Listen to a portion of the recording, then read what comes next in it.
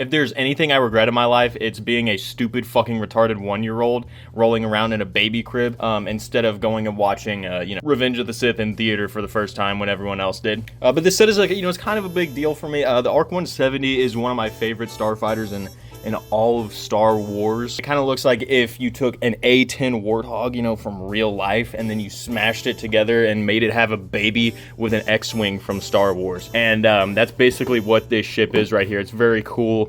It gives me a lot of cool feelings and things like that. And I just wish that I would have gotten one of the previous versions, and so that's why I've been super excited for LEGO to come out with a remake of this set, because we just haven't had one in so long, and it's one of my favorite ships of all time. So you may think that I'm like really excited for the set, I'm hyping it up a whole lot, but I actually hate this set. It's dog shit. And let's go ahead and take a look at her. So this is what you got right here. This is the, in my hands, the, physical ARC-170 Starfighter from Episode 3, Revenge of the Sith. And once again, if you really can't, tell by looking at it, it has been downsized. I don't have one of the previous ones to compare. I could go grab the Microfighter from 2015 if you want me to, but I don't think that's really going to be applicable right now. But the ARC-170, it is supposed to be a bigger ship. You've got 3 whole cockpits in here. It's supposed to have longer wings, and look at the side profile here. It's so short. It's like when you look at one of those pickup trucks. They decided to get the extended cab, and so the bed looks really short, and it just looks like disproportionate and stupid, and that's what this reminds me of. I feel like this ARC-170 needs to be longer. I feel like the wingspan needs to be longer, and it just feels like it's this weird, like, baby miniaturized version of the ARC-170. And it's the exact same thing that they did with the X-Wing, back in the day in 2019 or whatever year that was, and they started downsizing everything for, like, I don't know why they did that, because they're like, oh, we want to make stuff more affordable, even though nothing is affordable anymore. This set was $70. I got it on sale, but this set was $70, and that is not like a price improvement over what we used to be getting. This set only has 497 pieces. Maybe that's like a $60 set, but usually that should be like a $50 set. But it's because LEGO knows, and I want to talk about this, later in a more in-depth video. LEGO knows that it's mostly adults buying Star Wars sets at this point, and so that's why the prices are so high. If they really gave a shit about all the children out there and they wanted to make the sets cheaper for them, then they would just make the sets cheaper. I mean, look at the Minecraft sets. Look at the original LEGO themes that are specifically designed for children, even LEGO City. Even the Harry Potter theme, the stuff that's like explicitly for kids and like that kids are gonna buy, those are much cheaper. And then you get to the more adult-oriented stuff with Star Wars, the prices, they get hiked up a lot. So that's something that people have already talked about a lot. I don't need to drone on about it for too long, but let's go ahead and actually look at this set, despite it being downsized. I think it looks okay. I don't hate the way that this thing looks, but you do have the main play feature of the set, which is locking the S-foils into attack position.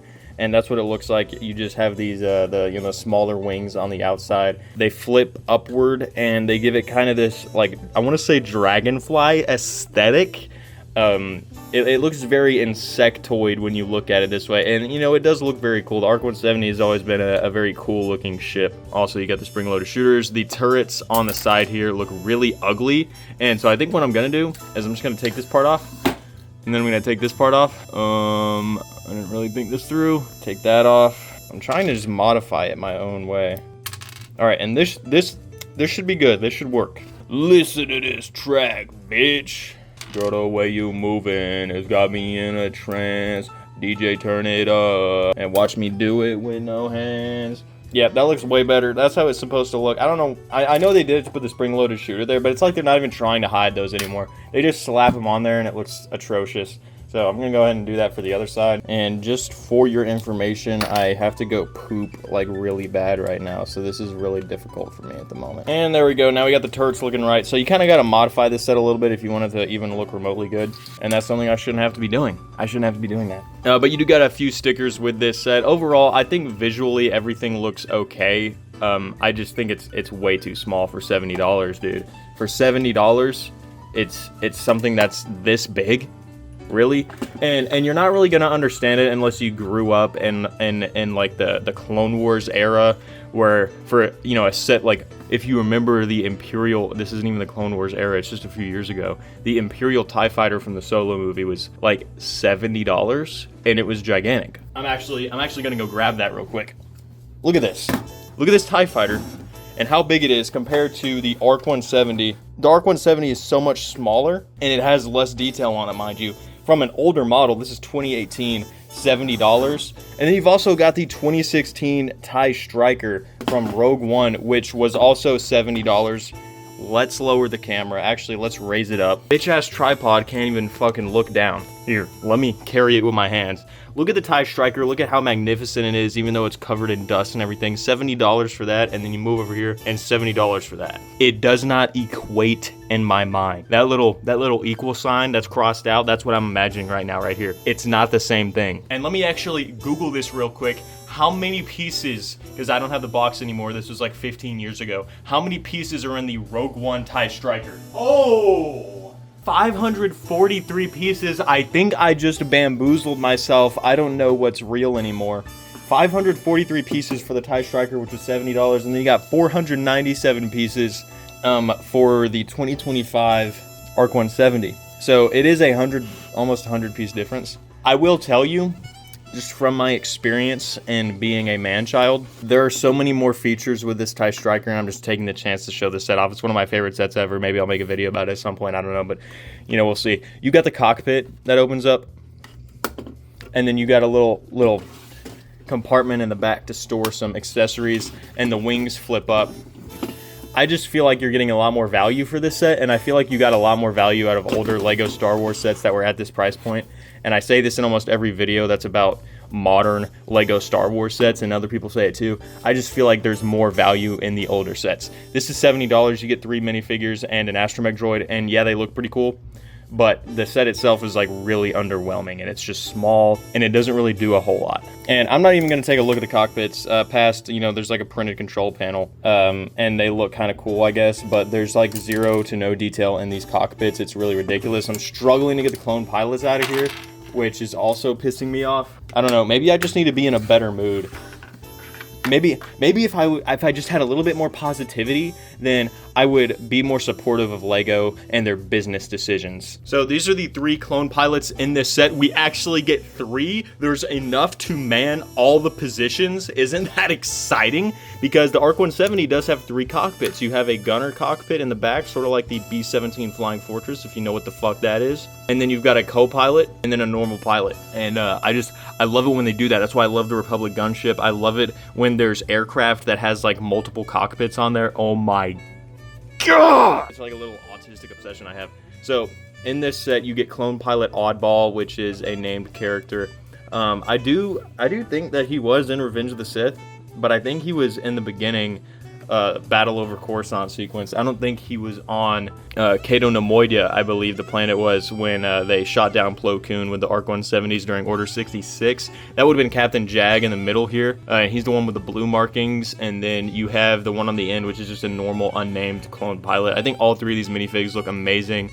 I do really love the Revenge of the Sith clone pilot design, although I kind of prefer Phase 1 and like that Phase like 1.5 or whatever they had for like the V-Wing pilots. I thought those looked really cool. Shit, and now that I think about it, I don't even have a V-Wing pilot minifigure. I need to go get a V-Wing. That's what I need to do next. And all 3 of them do come with a blaster pistol. I just kind of have those set to the side right now. You can like visualize what that looks like in your mind, you know, and visualize them holding blaster pistols. But I really like all these minifigs a lot. They got the same phase prints. There's nothing too crazy about them.